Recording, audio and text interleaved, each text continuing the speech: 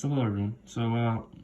I had to explain this problem. So what we wanted to do was explain this equation, this one right here, using the principle of complete induction. So it's supposed to represent the Fibonacci numbers. So this is what the question tells us, that these are the positive and negative solutions to x squared equals x plus 1. That will obviously come in hand later, otherwise it wouldn't have been told to us. So yeah, you have to be a little tricky with that. So first, as with any form of induction, PMI or PCI, you have to prove the base case, which is going to be the first natural number in this case, n equals 1. So f1, which we know is 1, so we just plug in 1 for n, and we see that it's going to be equal to 1 because, those numbers cancel out. So now, for induction, we have to assume for some k in the natural numbers that f of k is true. So f of k is equal to that equation. And since we're using the principle of complete induction, or strong induction, how you want to call it, this is true for all numbers from 1 to k. So every number in between is true as well.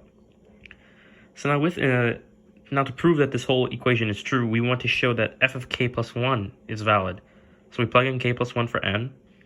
And we know that the Fibonacci number is equal to the sum of the two previous numbers. So f of k plus 1 is actually equal to f of k plus f of k minus 1. And we know by the principle of complete induction that these numbers are assumed to be true. Like the equation will hold valid for them. So we can just plug in k and k minus 1 into this original equation up here to get this sum right here.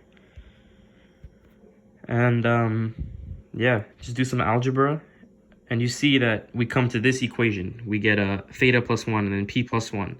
We know from above here that those are the positive and negative solutions to x squared equals x plus 1. So instead of theta plus 1 and p plus 1, we could just sub in theta squared and p squared. And we can see through algebra that we get the original equation, theta to the k plus 1 minus p to the k plus 1 over theta minus p, which is what we showed right here.